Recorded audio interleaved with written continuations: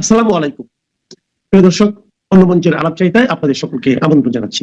সামনের কটা দিন সবার চোখ থাকবে আদালতের দিকে। বিশেষ করে দুটি গুরুত্বপূর্ণ মামলার শুনানি আছে দুটি আদালতে। দেশের বিদ্যমান রাজনৈতিক পরিস্থিতির আলোকে সাম্প্রতিক সময়ে ব্যাপক আলোচনার খোরাক জোগানো এই মামলা দুটি শুনানি আছে আগামী 21 ও 22 অক্টোবর।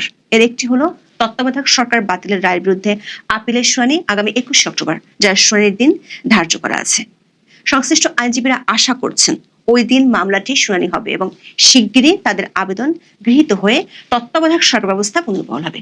তবে আদালত যদি তত্ত্বাবধায়ক সরকার পুনর্বহালের পক্ষে রায় দেয়, তাহলে সে রায় অনুযায়ী কবে থেকে এবং কিভাবে সে রায় কার্যকর হবে, কিংবা আগামী ত্রয়োদশ জাতীয় সংসদ নির্বাচন তত্ত্বাবধায়ক না অন্তর্বর্তী সরকারের অধীনে হবে, তা নিয়ে আইনজীবীদের মধ্যে মতভিন্নতা রয়েছে।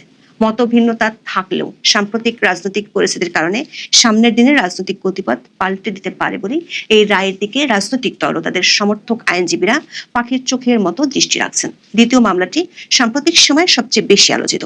এই মামলায় বর্তমানে সেনা হেফাজতে থাকা 15 জন কর্মরত সামরিক কর্মকর্তার বিরুদ্ধে দায়ের হওয়া গুমের অভিযোগের শুনানি হতে পারে আগামী 22 অক্টোবর। কারণ এরই মধ্যে এই মামলায় অভিযুক্ত সাবেক ও বর্তমান মিলিয়ে 25 সেনা কর্মকর্তা সহ মোট 30 জনকে আন্তর্জাতিক অপরাধ ট্রাইব্যুনাল 22 অক্টোবর আদালতের সামনে হাজিরার নির্দেশ দিয়েছেন। বাংলাদেশের ইতিহাসে একযোগে এতজন সেনা কর্মকর্তাকে সিভিল বা বেসামরিক আদালতে বিচারের বিরল এই ঘটনা এর মধ্যে সারা দেশে বেশ তোলপাড় ও চাঞ্চল্যের সৃষ্টি করেছে। কর্মরত 15 সেনা কর্মকর্তাকে সেনা আইন অনুযায়ী সেনা সদরের হেফাজতে রাখা হয়েছে। সরকার ঢাকা সেনানিবাসের একটি ভবনকে তাদের জন্য সাবজেল হিসেবে ঘোষণা করেছে। তবে আইসিটি প্রসিকিউশনের দাবি অনুযায়ী তাদেরকে এখনো সিভিল প্রশাসনের কাছে হস্তান্তর করা হয়নি। ফলে আদৌ তাদেরকে সিভিল প্রশাসনের কাছে হস্তান্তর করা হবে কিনা, 22 অক্টোবর তাদেরকে আদালতের সামনে হাজির করা হবে নাকি অন্য কোনো প্রক্রিয়া তাদের বিচার কাজ শুরু হবে, এ নিয়ে চলছে নানান জল্পনা কল্পনা। সেনাবাহিনীর একাধিক সূত্রে জানা গেছে এই 15 সেনা কর্মকর্তার বিচার শেষ না হওয়া পর্যন্ত সেনাবাহিনীর হেফাজতে থাকবে, এটা মোটামুটি নিশ্চিত। এখন সেনা নাকি আইসিটি কোন আইনে তাদের বিচার হবে এবং আদালতের সম্মুখে নাকি ভার্চুয়াল ট্রায়ালের মাধ্যমে বিচার কাজ চলবে, তা নিয়ে সরকার ও সেনাবাহিনীর উচ্চ পর্যায়ে আলোচনা চলছে। সূত্রগুলো বলছে এ দুটি মামলার বিচার কাজের উপর দেশের রাজনৈতিক পরিস্থিতির অনেক কিছু নির্ভর করছে। বিস্তারিত জানতে চলুন যাওয়া যাক বিশ্লেষণে। গত 8 অক্টোবর আওয়ামী লীগ সরকার আমলে গুম করে নির্যাতনের অভিযোগে দায়ের করা 3টি মামলায় সাবেক প্রধানমন্ত্রী শেখ হাসিনা সহ 30 জন অভিযুক্তের বিরুদ্ধে গ্রেফতারি পরোয়ানা জারির নির্দেশ দেয় আন্তর্জাতিক অপরাধ ট্রাইব্যুনাল। যাদের নামে গ্রেফতারি পরোয়ানা জারি করা হয়েছে তাদের মধ্যে সাবেক ও কর্মরত মিলিয়ে 25 জন সামরিক কর্মকর্তার নাম আছে। আগামী 22 অক্টোবরের মধ্যে অভিযুক্তদের গ্রেফতার করে আদালতে হাজির করার নির্দেশ দেয় আইসিটি।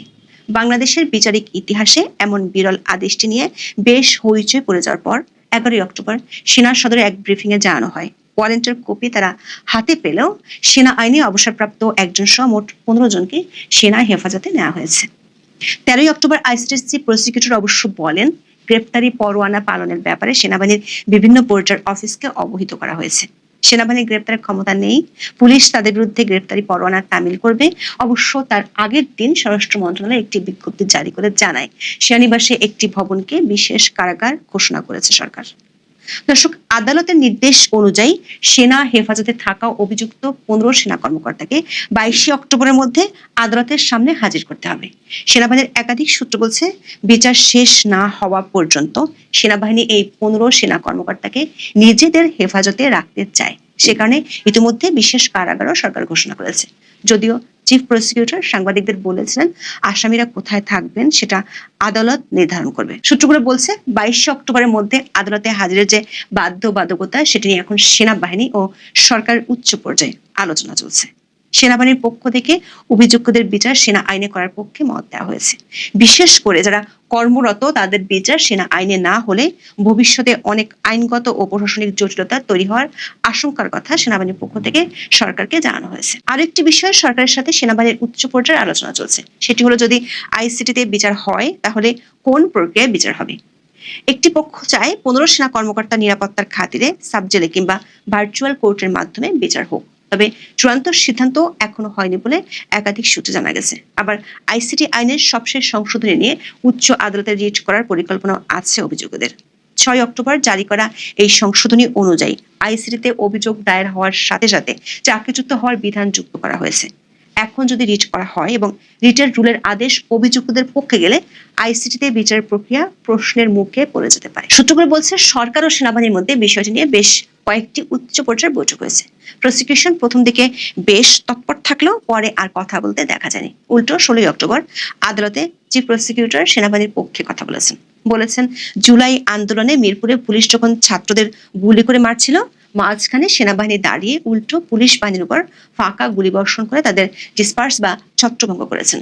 4 দিন আগে যিনি সেনাবাহিনীর গ্রেপ্তারি ক্ষমতা নিয়ে প্রশ্ন তুলেছিলেন, তিনি আদালতে বলেছেন সাবেক প্রধানমন্ত্রী শেখ হাসিনা একমাত্র সেনাবাহিনীকে অপরাধ সংগঠনে ব্যবহার করতে পারেননি। দর্শক, হেফাজতে থাকা এই 15 সেনা কর্মকর্তার মামলা শুনানির আগে উচ্চ আদালতে আরেকটি গুরুত্বপূর্ণ মামলা শুনানি আছে।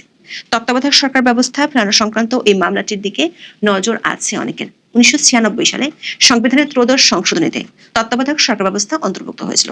তবে এর বৈধতা চ্যালেঞ্জ করে 1998 সালে হাইকোর্টে রিট দায়ের হয়। 2004 সালের 4 আগস্ট রিটটি খারিজ করে হাইকোর্ট তত্ত্বাবধায়ক সরকার ব্যবস্থাকে বৈধ ঘোষণা করেন। পরে ওই রায়ের বিরুদ্ধে 2005 সালে সুপ্রিম কোর্টের আপিল বিভাগে আপিল দায়ের করা হয়। এরপর আপিল বিভাগের 7 বিচারপতির পূর্ণাঙ্গ বেঞ্চ 2011 সালের 10 মে সংখ্যাগরিষ্ঠ মতামতের ভিত্তিতে সংবিধানের 13 সংশোধনী বাতিল ঘোষণা করে রায় দেন। আদালত তার রায়ে তখন বলছিলেন, আইনসম্মত না হলেও প্রয়োজনের কারণে 10ম ও 11শ জাতীয় সংসদ নির্বাচন বাতিল করা 13 সংশোধনীর আওতায় হতে পারে। তবে তৎকালীন আওয়ামী লীগ সরকারের আমলে 2011 সালের 30 জুন জাতীয় সংসদে 15 সংশোধনী পাশ হয় এবং 3রা জুলাই গেজেট প্রকাশিত হয়। এরপর 2014, 2018 ও 2024 এই 3টি জাতীয় নির্বাচন আওয়ামী লীগের অধীনে অনুষ্ঠিত হয়। আওয়ামী লীগ সরকার পতনের পর তত্ত্বাবধায়ক সরকার ব্যবস্থা ফেরাতে আপিল বিভাগের 2011 সালের রায় পুনর্বিবেচনা বা রিভিউ চেয়ে 2024 সালের 27 আগস্ট প্রথম আবেদন করেন সুজন সম্পাদক বদিউল আলম মজুমদার সহ 5 বিশিষ্ট ব্যক্তি। পরে বিএনপি মহাসচিব মির্জা ফখরুল ইসলাম আলমকে, জামাত ইসলামের সেক্রেটারি জেনারেল অধ্যাপক মিয়া গোলাম পরোয়ার সহ 3 জন আলাদা আবেদন করেন। রাজনৈতিক দল ও ব্যক্তিগতভাবে মোট 4টি রিভিউ আবেদন আপিল বিভাগের পূর্ণাঙ্গ বেঞ্চে শুনানিতে ওঠে। এই রিভিউ আবেদনগুলো চলতি বছরের 27 আগস্ট আপিল বিভাগে শুনানিতে ওঠে। সেদিন শুনানিকালে প্রধান বিচারপতি ডক্টর সৈয়দ রিফাত আহমেদ বলেছিলেন, তত্ত্বাবধায়ক সরকার ফিরিয়ে দিয়ে সাময়িক সমাধান দিতে চায় না আপিল বিভাগ। নির্বাচনকালীন সরকার নিয়ে কার্যকর সমাধান চায় আপিল বিভাগ, যাতে এটি বারবার বিঘ্নিত না হয়।